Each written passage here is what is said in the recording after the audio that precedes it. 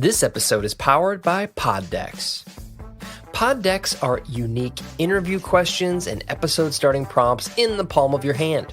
So whether you're a new podcaster or existing broadcaster looking to grow your audience and have more meaningful conversations, you're going to want to check out Pod Decks. Now, if you want to get 10% off your order right now, you can go to poddecks.com and type in coupon code. What's the code? Larry21. Yes, that's the code. Check out poddecks.com. Take your podcast to the next level.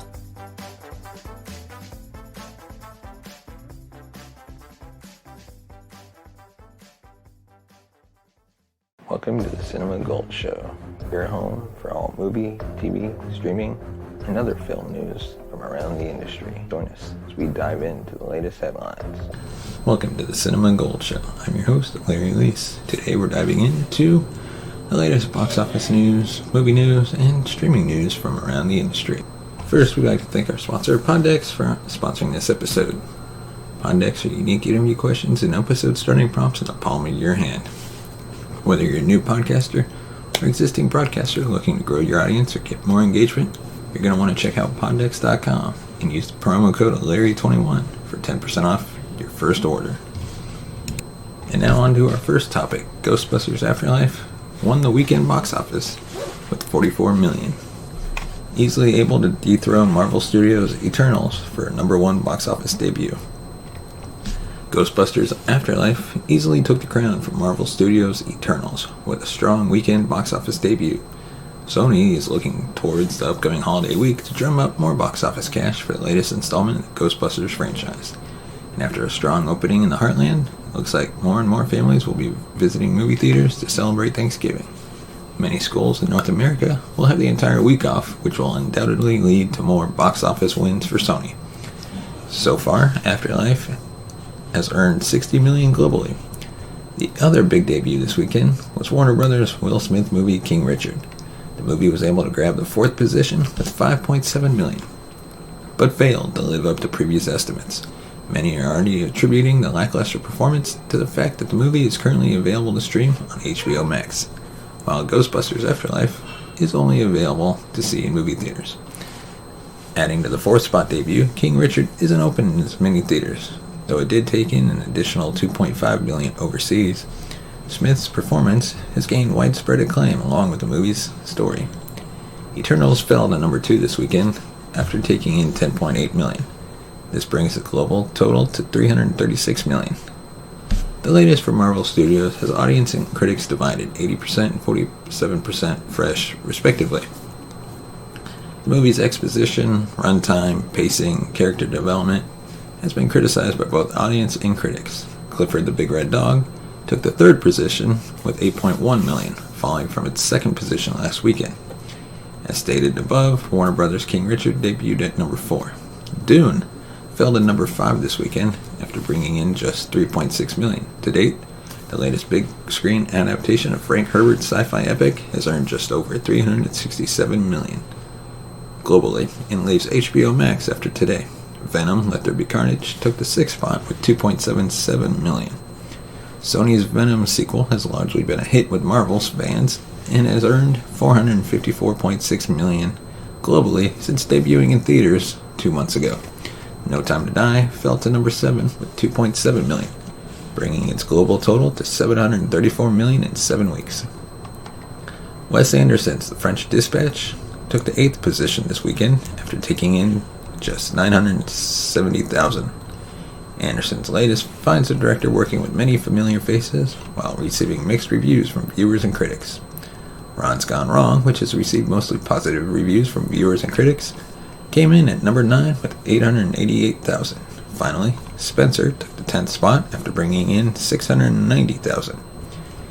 If you want to know more about these numbers, you can visit thenumbers.com/weekend box office chart.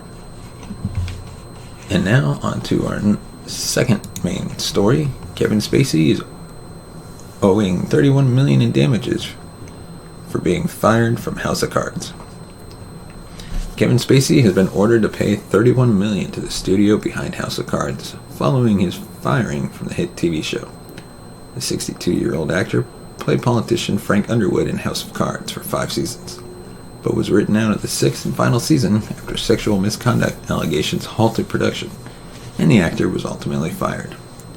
Arbitrators have now ruled in favor of MRC, the production company behind the Netflix production, finding that Spacey violated the terms of his contract, ruling that the actor will have to pay $31 million for this breach of contract. According to Deadline, arbitrator Bruce Friedman ruled in favor of MRC over a year ago, but the details of his ruling remained confidential until Spacey was denied his motion for appeal. The ruling states, quote, "The arbitrator found that Spacey's conduct constituted a material breach of his acting and executive producing agreements with MRC, and that his breaches excused MRC's obligations to pay him any further compensation in connection with the show." They go on, saying, "The arbitrator further found that Spacey's egregious breaches of contract approximately caused and rendered him and his affiliated entities liable for the tens of millions of dollars in losses MRC suffered when it had no choice, upon the revelations of Spacey's pattern of harassment, to halt the production of Season 6 of the show, to rewrite the entire season, to omit Spacey's character, and to shorten Season 6 from 13 episodes to 8 to meet delivery deadlines." Kevin Spacey's acting career effectively ended after fellow actor Anthony Rapp accused the actor of making sexual advances toward him when Rapp was just 14 years old. Spacey quickly apologized, and in a statement via Twitter said he was beyond horrified to hear this story. In a statement, MRC said, quote, "The safety of our employees, sets, and work environments is of paramount importance to MRC, and why we set out to push for accountability." According to MRC, the arbitration included 8 full days of live testimony and 20 hours of videotaped testimonies from those involved. With one exception, the arbitrator found the third-party witnesses to be credible, and found the allegations against Spacey to be true. However, Spacey filed a counterclaim stating that he was owed money from MRC after he was fired from House of Cards, and he did not breach his contract. His claim was rejected. And now our third topic. As Kathleen Kennedy signs on for a new contract extension, the question becomes, can Star Wars sequel trilogy characters succeed in the Disney Plus era? Kennedy actually teased the future for sequel trilogy characters. But what will become of it? While the Star Wars sequel trilogy remains a controversial topic among an ever-divisive fandom, the franchise's current docket showcases a clear resolve with Disney Plus TV shows that pivot back to the classic era of the original trilogy. Indeed, with The Mandalorian having spawned a spate of television shows closely situated around the original trilogy era, the later era exploits of sequel heroes Rey, Finn, and Poe appeared destined for abandonment. However, Lucasfilm boss Kathleen Kennedy seems to disagree. The studio president is apparently not ready to chuck the events of the Disney-era film trilogy offerings, The Force Awakens, The Last Jedi, and The Rise of Skywalker, down the proverbial tank, dwelling trash compactor of relative apocrypha just yet. At least that's what she's hinting in comments for an Empire cover story about Star Wars torrent of television, notably December's The Book of Boba Fett and 2022's Obi-Wan Kenobi. Surprisingly, Kennedy offered an intriguing comment on the prospective future of the sequel trilogy timeline, hinting the once unlikely possibility of revisiting the era. Quote, "Certainly those are not characters we're going to forget," she said. "They will live on, and those are conversations that are going on with the creative team as well." Notwithstanding the often emotionally charged nature of opinions on the sequels, which would even contradict Kennedy's very notion of the characters being memorable, the idea that Star Wars would potentially revisit the films in some capacity is a surprise for numerous reasons. Notably, the metric of the box office numbers confirms diminished returns uncharacteristic of the franchise, with The Force Awakens' $2 billion global gross falling with The Last Jedi's $1.3 billion to the $1 billion generated by The Rise of Skywalker. This indicated a significant smaller interest in the iteration, which was seemingly affirmed by another damning metric, the lackluster sales of toys and other assorted tie-in merchandise, which arrived with each film in noticeably reduced quantities and made quick journeys to the clearance racks of retailers. Consequently, those characters are unlikely to grace the big screen ever again. Yet the sequel's chances of a revival, demonstrably slim as they might be boosted by Star Wars' ironic transition from being the embodiment of theatrical spectacle to a primarily small-screen franchise.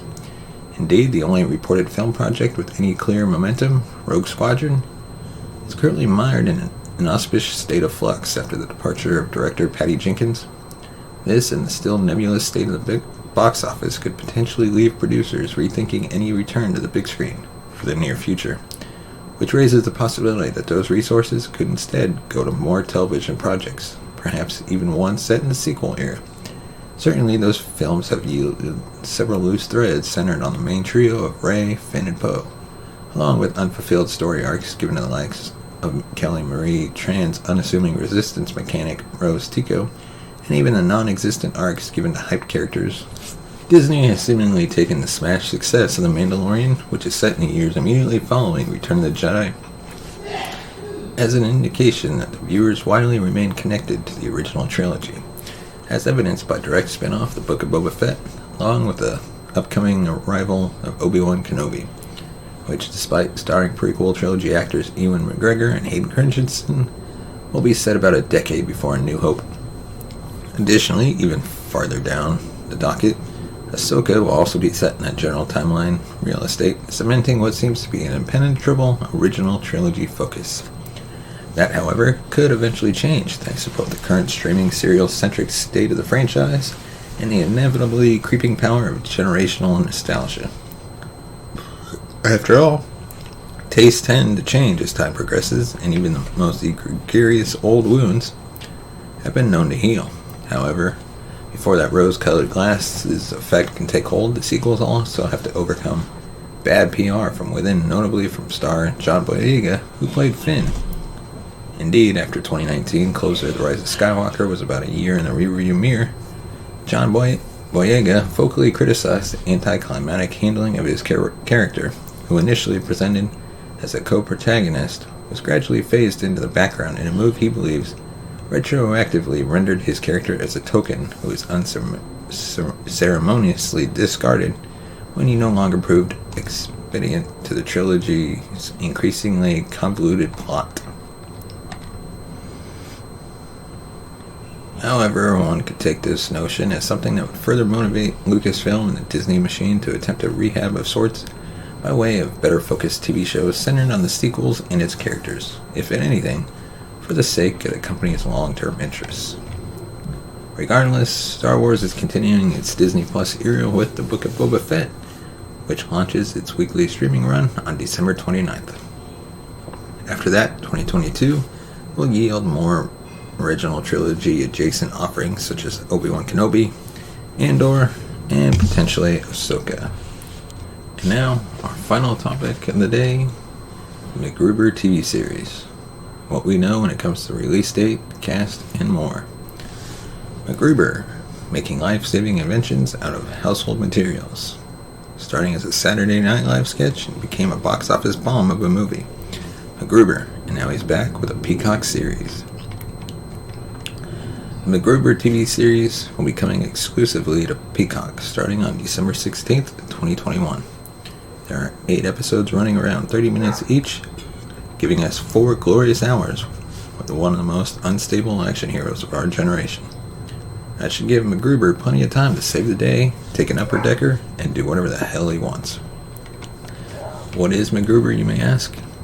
Started off as a reoccurring Saturday Night Live sketch featuring Will Forte parodying the resourceful television hero MacGyver. Each sketch featured MacGruber trapped somewhere with his sidekick, traditionally played by Kristen Wiig, and the host of the week as a ticking time bomb gave them only seconds to live. Conversational tangents often kept MacGruber from focusing on the matter at hand, resulting in the bomb always going off. What made the sketch great was MacGruber's eccentricities and instability as a character slowly unfurled with each new sketch. Somehow, SNL writers John Solomon and Jorma Taccone, along with Will Forte, convinced Universal Pictures to turn MacGruber into a feature film. Unfortunately, audiences didn't care, and the movie was a complete failure at the box office, earning a paltry $9.3 million worldwide on a budget of $10 million. But the film became a cult favorite and has since risen in prominence as audiences have discovered how hilarious and absurd the movie really is. In the decades since the film's release, many have been clamoring for a sequel. Universal just wasn't interested in taking another chance on a MacGruber movie, but their parent company's new streaming service, Peacock, saw an opportunity to continue his story on TV. So MacGruber is getting a streaming series sequel that will pick up 10 years after the events of the original movies and get Will Forte back into action. Christopher Nolan is a huge MacGruber fan, so if you haven't been paying attention, now might be the time to start. So let's take a look at the MacGruber cast.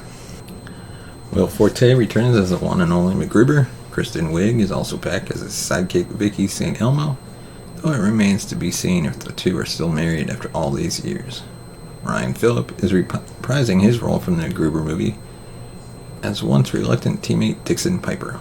New cast members include Sam Elliott as MacGruber's father Perry, Lawrence Fishburne taking the military superior role of General Barrett Fasus, and Titanic's sleazebag Billy Zane as MacGruber's new nemesis, Brigadier Commander Enos Queeth. Hopefully some familiar SNL faces and other guest stars will be making appearances too. MacGruber star Will Forte is also acting executive producer, writer, co-showrunner of the series, alongside SNL sketches original creators John Solomon and Jorma Taccone.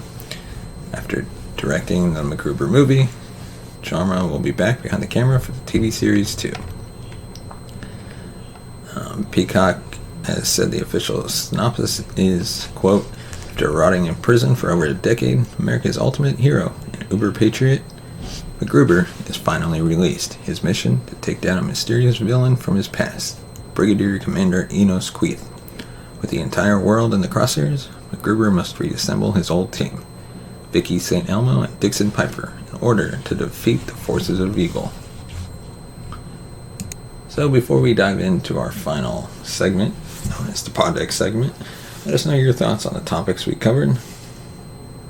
Let us know on any topics we should cover in the future. And don't forget to hit that subscribe button on our YouTube channel and subscribe to the podcast on Good Pods and all major podcast platforms. And now for the Pod Deck segment, I'm actually going to change it up a bit, and we're actually pulling from the Film Buff card available, or the Film Buff deck available on the Poddex app. Today's question, what is the best heist movie? I would have to say Reservoir Dogs, because it took a unique angle on the normal heist movies, and it showed you the aftermath, and it showed them trying to figure out who the rat was that caused them to fail in their goals. And that is all we have for this episode of the Cinema Gold Show. Let us know on Twitter what you thought about this episode. If you want to support the show, buy us a coffee at buymeacoffee.com/cinemagold. You can also join our Patreon page, become a supporter, and get access to exclusive content available only to Cinema Gold Show supporters. Thanks for watching, and we'll see you next time. You have been listening to the Cinema Gold Show. Be sure to subscribe to the podcast on all your favorite podcast platforms, as well as support the show by buying us a coffee at buymeacoffee.com/cinemagold.